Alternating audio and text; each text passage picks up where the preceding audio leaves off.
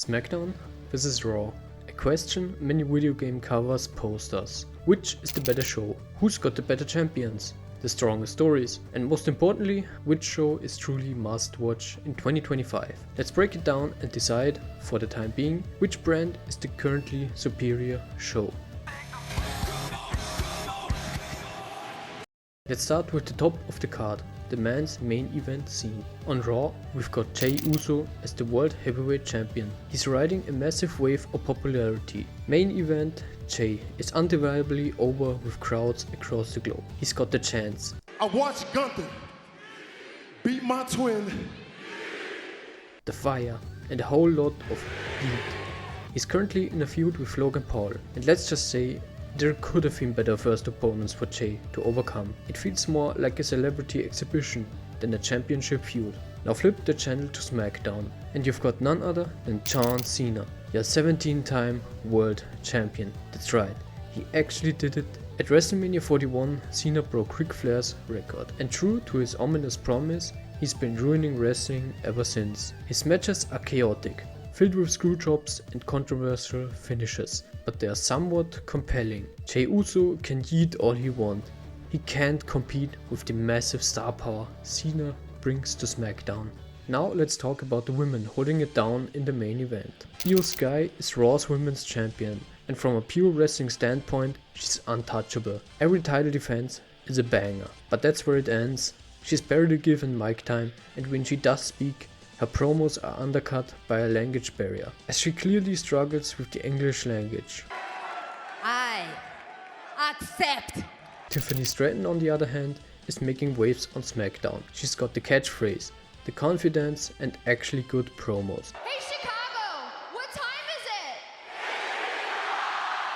it? Her in-ring work may not be as crisp as Io's, but she got her stamp of approval by beating Charlotte Flair clean at WrestleMania 41. That win gave her instant credibility. Next up, the midcard titles, and this one is spicy. Jacob Fatu on SmackDown is an unstoppable force. He dethroned LA Knight for the US title and looks like no one can stop him. Meanwhile, his bloodline tension with Solo Sikoa is slowly boiling over. It's compelling stuff, but Dominic Mysterio on Raw might just have the edge. Dirty Dom has evolved into a true Intercontinental Champion. His ring work has grown, his heat with the crowd is unmatched, and his Judgment Day storyline, especially with Finn Balor on the brink of snapping, is reaching new highs, putting an end to the Judgment Day's downward spiral. Right now I see more potential in the Judgment Day, as I'm slightly tired of the bloodline. The women's midcard is where things flip. On Raw, the women's Intercontinental title is finally heating up.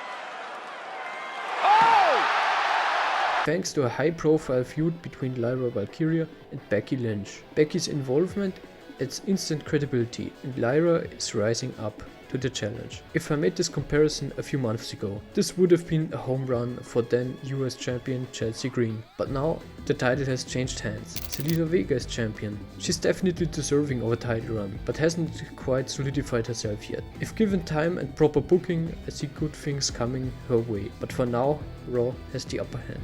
Tag team wrestling is alive and well, but only if you're watching SmackDown. Let's be honest, Raw's tag division is thin. The New Day are legends, but take them away and you're only left with the War Raiders and maybe the Judgment Day, but that's closer to a stable than a tag team. SmackDown, on the other hand, are cooking. DIY, Motor City Machine Guns, Street Profits, Fraxium, Legado del Fantasma.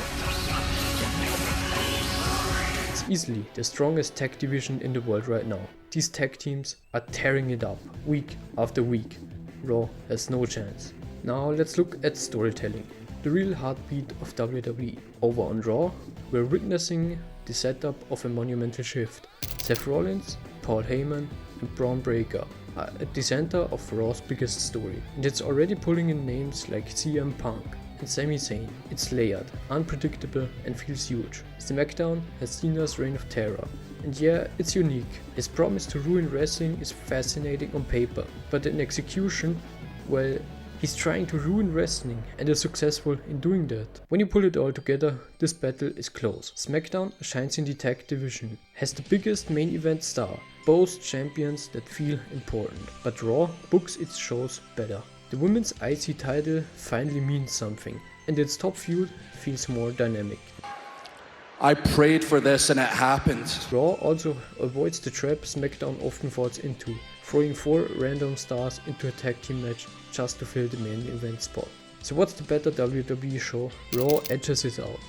Not by much, but enough. Its booking gives us consistently big main events, but with WWE, everything can change within a week. Let's see who brings the next heat. Are you Team Raw or Team SmackDown? Although I've given Raw the W, I'll always be rooting for SmackDown.